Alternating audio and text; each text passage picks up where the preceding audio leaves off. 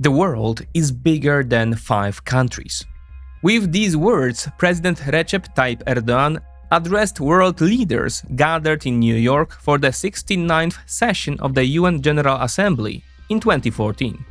Criticizing the monopoly of the Security Council's 5 permanent members, Erdogan was not only questioning the moral legitimacy of the post-war international order, he was also capturing a deeper truth: the shifting currents of global geopolitics and the growing dissatisfaction of a widening circle of states.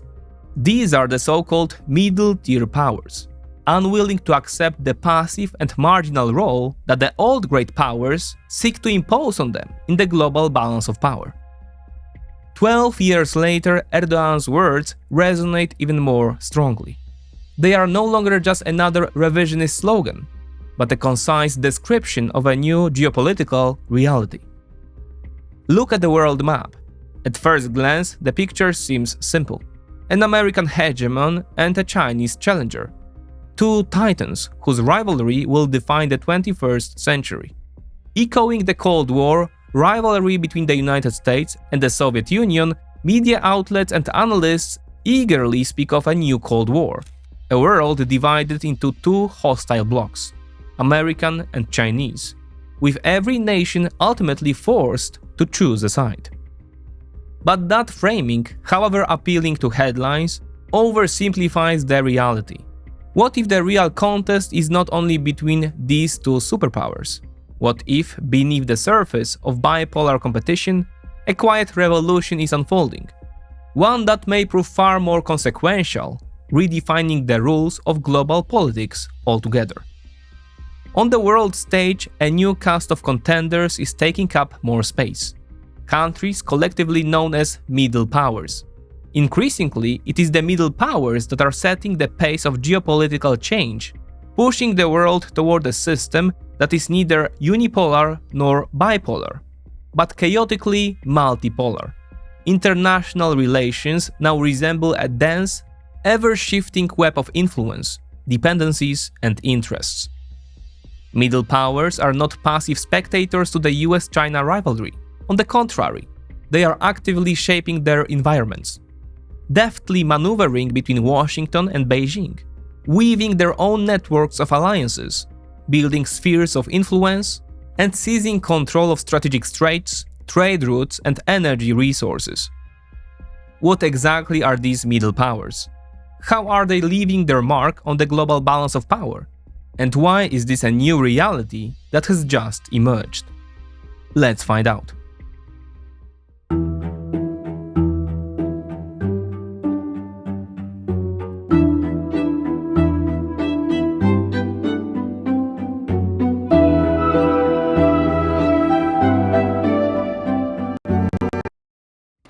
Our channel is often associated with the beginning of the war in Ukraine, but our cooperation with the channel's main partner, XTB, started even earlier and has now lasted for nearly 4 years.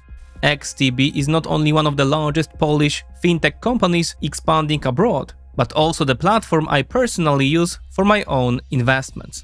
Today, the global order is shaped not only by superpowers, but increasingly by so-called middle powers, countries like Turkey, India, Saudi Arabia, or South Korea. The balance of power is becoming chaotically multipolar. And if you follow global trends and see how these middle powers influence energy, trade, or security, you can turn that knowledge into investments. With XTB, you get access to thousands of global stocks and ETFs commission-free, up to 100,000 euros monthly turnover. Check the link in the description. And by doing so, you support this channel. Just remember, investing involves risk. The notion of middle powers is hardly new. What is unprecedented, however, is today's landscape. Never before in history has there been such a large group of states that could be counted among the middle powers, and never before have they collectively wielded such geopolitical weight. By our own reckoning, 17 countries belong to this club today, each drawing its strength from a different source. For India, it is economic might and demographic scale. For Saudi Arabia, petrodollars. For Turkey, a strategic location and a booming defense industry. Yet one thing unites them all. As Bulgarian political scientist Ivan Krastev has aptly put it, each of them wants to be at the table, and not on the menu.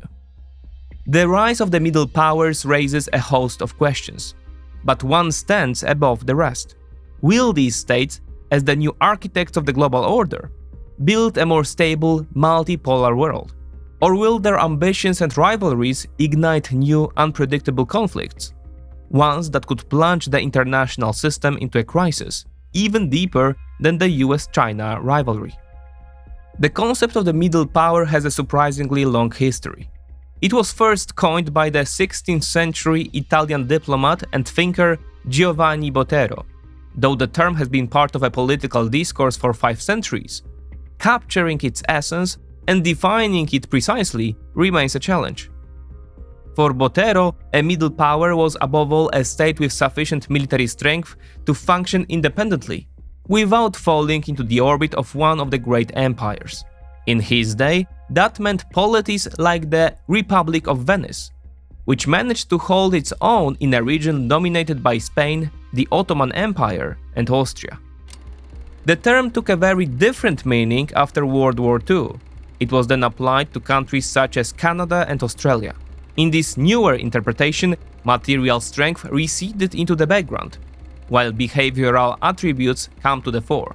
The middle power became synonymous with a quote, good citizen of the international community, a state that promoted multilateralism, diplomacy, respect for international law, and active engagement in the institutions meant to stabilize a liberal world order. But defining the modern middle power is no simple task. Any attempt to pin it down solely through traditional metrics like GDP, population size, or the scale of a country's armed forces is bound to fall short. Such indicators fail to capture the essence of the phenomenon. The United Arab Emirates' influence does not stem from demographics, and Turkey's weight lies not only in its economy, but in its strategic location and its willingness to use it. A more flexible, hybrid analytical framework is therefore needed. One such framework comes from Dino Pati Jalal, former Indonesian ambassador to the United States. In his view, a middle power is the product of 3 key elements: size, either significant territory or strategic location; weight, economic, diplomatic, and military potential; and most importantly, ambition.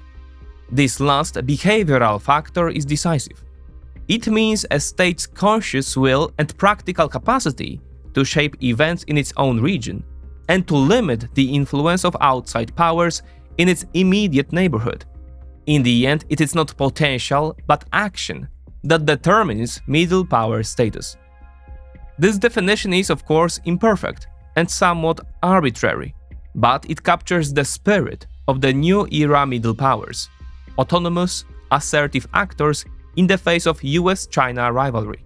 This is what sets today middle powers apart from the so-called relay middle powers of the Cold War era. Relay middle powers acted as regional proxies for the United States, such as Iran under the Pahlavi dynasty. By contrast, today's middle powers act on their own terms, often to the frustration of the major players. They have become a problem for great powers, not, as in the past, a convenient tool for advancing their policies. In this analysis, we deliberately simplify the traditional, often multi-layered typologies of states. While some theories propose more granular distinctions, we opt for a clear 3-tier framework: superpowers, the United States and China; middle powers, a group of 17 states, and the rest. The most important dividing line in contemporary geopolitics runs between superpowers, whose actions have systemic global consequences, and middle players, which operate as key regional players and increasingly assertive actors on the world stage. Placing all other states in a single catch-all category, the rest is intentional. It underscores the central role of middle powers as the most dynamic and influential group below the very top of the hierarchy. This categorization draws a sharp distinction between the global rule makers, superpowers, the rule shapers, middle powers, and the rule takers, the rest. Our roster of middle powers includes 17 states. Some of these choices may seem controversial, but each will be justified later in this piece.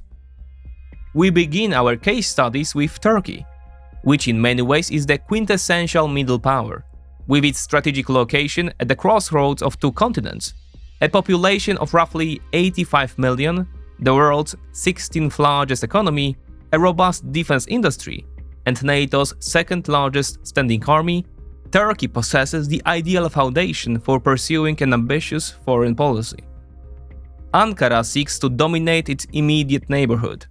Leveraging its advantageous geography, Turkey aims to become a critical energy hub linking producers from the Caspian region, Russia, and the Middle East to European markets. But its ambitions extend well beyond economic dominance. Politically and militarily, this drive has been evident in armed interventions in Syria and Libya, smaller-scale operations in Iraq, and the decisive support Turkey provided to Azerbaijan in its fight over Nagorno-Karabakh. Ideology is also a tool in Ankara's arsenal. Turkey actively invokes the idea of pan-Turkism, most visibly in Central Asia, where it seeks to unite related nations under the banner of the Organization of Turkic States. Formally a NATO member, Turkey often pursues its own agenda, rather than the alliance's collective interests, balancing between the United States and Russia. This is reflected in its energy cooperation with Moscow and its purchase of Russian S-400 air defense systems. Even Russia's full-scale invasion of Ukraine did not fundamentally alter Ankara's approach. Turkey sees no contradiction in supplying heavy weaponry to Kyiv, importing Russian oil and gas, and positioning itself as a mediator in the conflict. This should come as no surprise. Turkey's foreign policy is the very embodiment of middle power behavior, like a geopolitical swing state exploiting surrounding crises to advance its own objectives. But Turkey is not the only middle power in the Middle East. The region is also home to Iran, Saudi Arabia, and the United Arab Emirates. The latter in particular represents an interesting case, what might be called a pocket-sized middle power. The United Arab Emirates has a population of roughly 10 million, yet 90% are immigrants, drawn here to work from India, Pakistan, and other parts of South and East Asia. Native Emiratis number just over 1 million. The country's demographic base is therefore modest, but its strategic location, adjacent to the Strait of Hormuz, while also possessing ports east of the choke point, reducing vulnerability to any blockade, combined with oil and gas revenues, provides the means for an extraordinarily ambitious foreign policy. In nearly every arena, the UAE punches above its weight. Militarily, it has often been dubbed the Little Sparta. Despite its small citizen population, the country fields a well-equipped army of around 65,000 troops. It also boasts a strong and rapidly expanding defense industry, in which the government plans to invest roughly $82 billion by 2031. For years, Emirati foreign policy has been built on consciously cultivating strategic autonomy. While maintaining close ties with the United States, Abu Dhabi has simultaneously deepened relations with Moscow and Beijing. Despite the war in Ukraine, trade with Russia is thriving, with the UAE serving as a key conduit for circumventing Western sanctions. On the China front, the pace is equally dynamic. Since 2017, China has been the UAE's largest trading partner, and in 2024, the Emirates joined the BRICS grouping. The country's multi-vector approach is also evident in its infrastructure diplomacy. Abu Dhabi supports China's Belt and Road Initiative, while simultaneously playing a key role in the US-backed IMEC corridor. At the same time, it has signed onto yet another competing project, the Turkey-Iraq Development Road, which we cover in more depth in our episode on the Corridor Wars. All of these moves are driven by the same calculus: diversification and profit maximization. No analysis of the UAE as a middle power would be complete without mention of DP World. the state-controlled logistics giant that operates 80 marine and inland terminals in over 40 countries across 6 continents. For the Emirates, DP World plays the role once held by great trading companies in imperial times, a tool for projecting power and securing strategic interests far beyond national borders. Through DP World, the UAE exerts tangible influence over global supply chains and controls key nodes in world trade. These investments often go hand in hand with military engagement, as in Sudan, where Abu Dhabi has armed the forces of General Dagalo in the ongoing civil war, or in Somalia, where the UAE has established military bases. The path to middle power status, as these examples show, can take many forms. Turkey and the United Arab Emirates represent cases of ascent, but one can also arrive in the middle power club through relegation from the top tier. That, in short, is the story of Russia.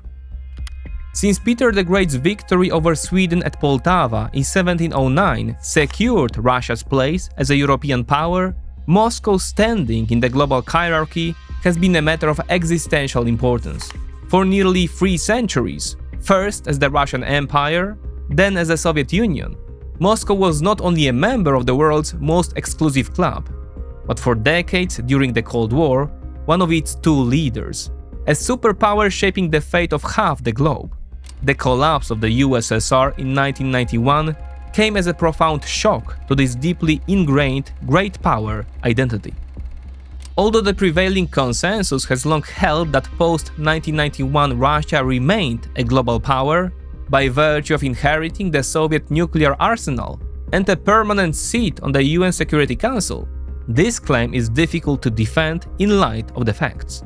In reality, the Soviet collapse relegated Moscow to the status of a middle power. The evidence for this downgrade is extensive. First and foremost came internal collapse. Between 1991 and 1997, Russia's economy contracted by nearly 50%, plunging the country into hyperinflation, poverty, and rampant corruption. Moscow could no longer provide for its own citizens, let alone project power abroad. Its loss of control over the post-Soviet space was also telling. Former Warsaw Pact allies, instead of remaining in Russia's orbit, turned en masse toward the West, seeking membership in NATO and the European Union. This was a direct challenge to Russia's sphere of influence, one to which Moscow was powerless to respond.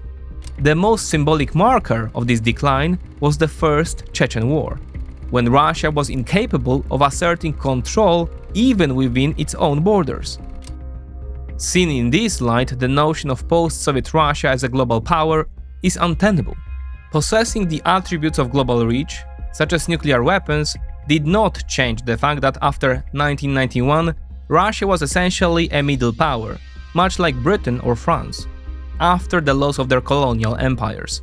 In fact, classifying Russia in the 1990s as a middle power is contentious precisely because, at that time, it failed to meet even all criteria for that tier.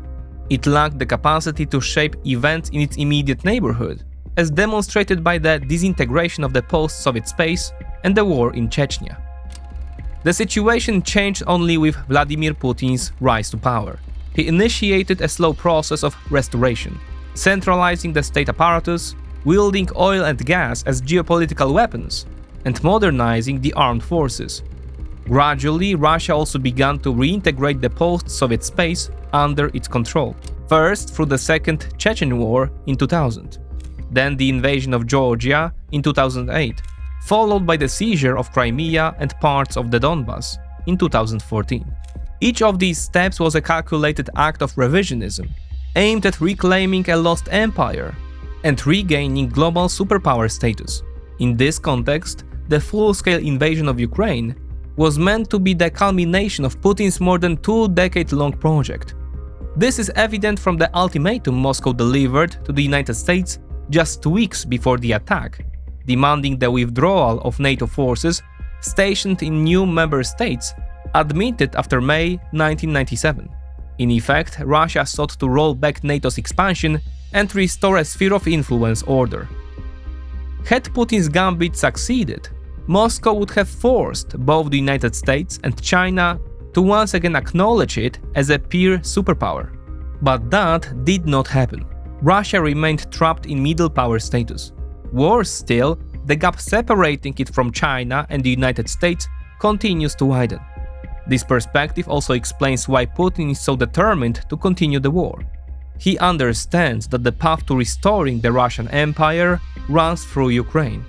As Zbigniew Brzezinski once put it, without Ukraine, Russia ceases to be an empire. Thus, if Moscow loses the current war, or even fails to win it outright, Russia will be locked permanently in the middle power trap. A geopolitical tragedy on a scale comparable only to the collapse of the Soviet Union. Now let's turn to a country that could be a middle power, but for various reasons has yet to reach that level. Like Russia, Poland carries the memory of its great power past. The legacy of the Polish-Lithuanian Commonwealth remains an important element of its strategic identity. But unlike Russia's history, marked by the collapse of the USSR and the loss of imperial status, after a century of partitions, occupation and subordination to the Soviet Union, Poland entered what can be called its Golden Age. A period of unprecedented economic growth and rising international prominence. The post-1989 transformation stands as one of the greatest success stories in post-war Europe. Since embarking on the path of a free market economy and integration into the European Union, Poland's nominal GDP has grown 14-fold, making it the world's 20th largest economy. Following Russia's full-scale invasion of Ukraine in 2022, Warsaw's geopolitical importance surged. Poland became a key state on NATO's eastern flank, the primary logistical hub for embattled Ukraine, and one of the loudest advocates of a hardline stance toward Moscow. Yet Poland has still not fully ascended to the ranks of the middle powers. What it lacks is the key behavioral factor that distinguishes true middle powers from countries merely aspiring to that status. Poland does seek to shape policy in its region, but it does so as a loyal executor of the strategies of more powerful allies, such as the United States or Western European states, rather than as an independent decision-making center.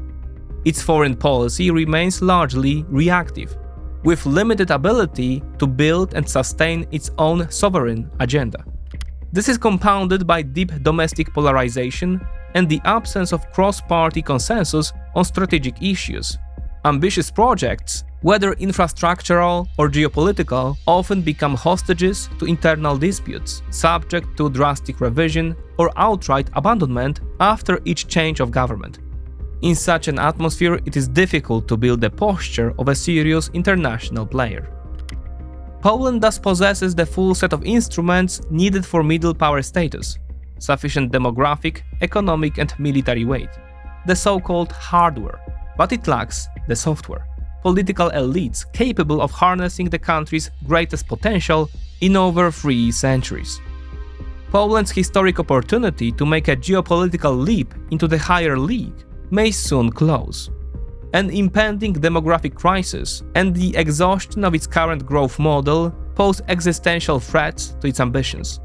If Warsaw fails to use the present favorable conditions to lay the durable foundations of its power and strategic autonomy, its golden age may prove to be nothing more than a brief, squandered episode.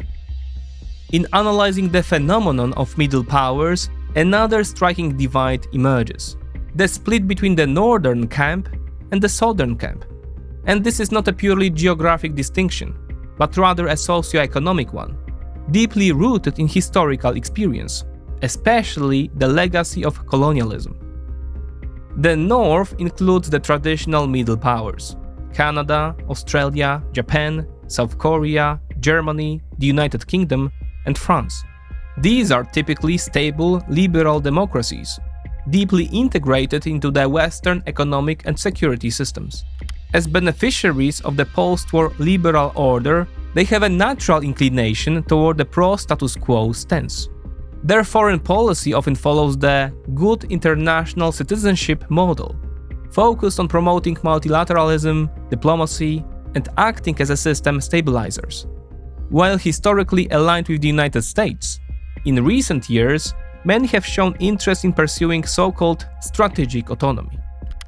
The South looks very different. It comprises rising powers such as Turkey, India, Brazil, Saudi Arabia, Iran, and Indonesia. Many have post-colonial pasts. They are dynamic and fast-growing, but struggle with both external and internal inequalities. Their view of the international order is fundamentally different.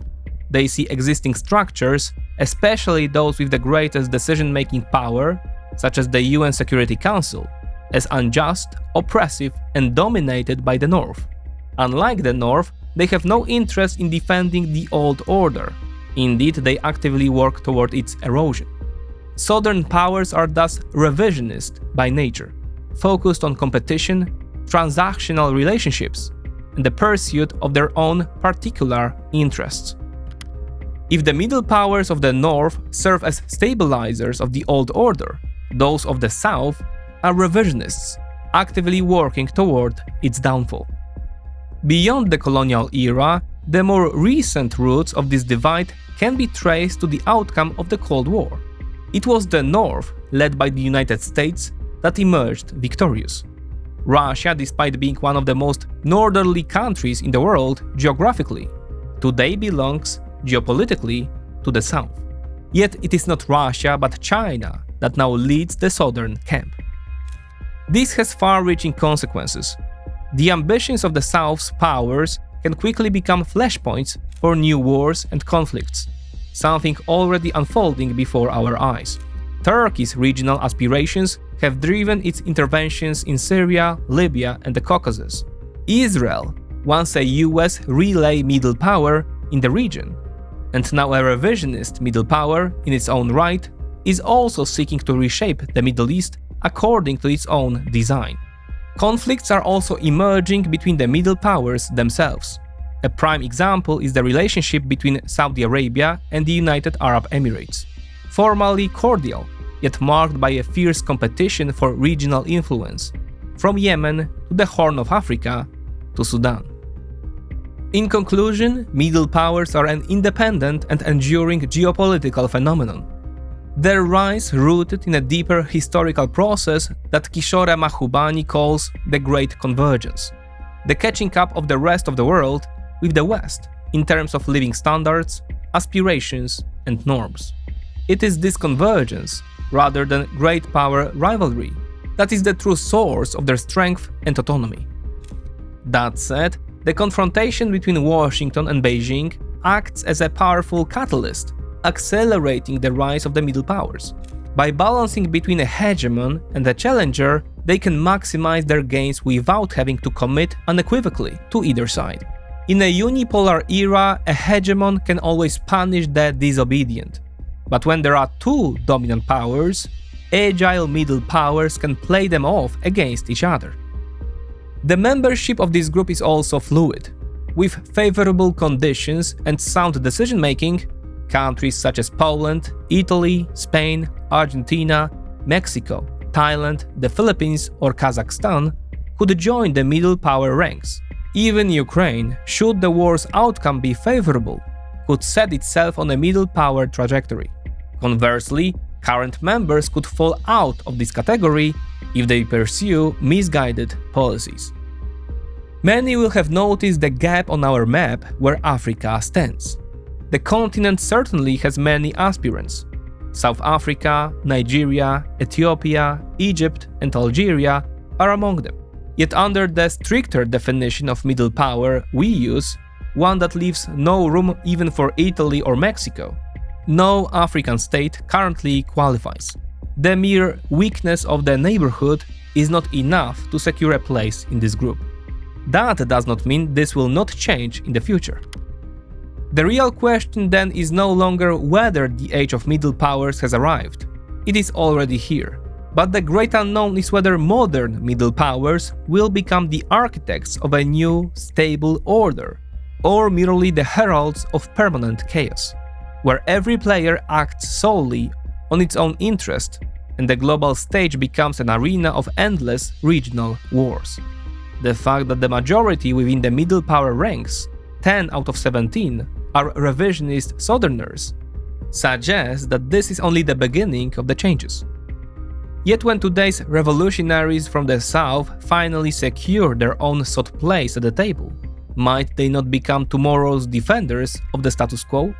Perhaps the true nature of geopolitics is not the pursuit of balance at all, but the perpetual exchange of roles in the same timeless game for dominance.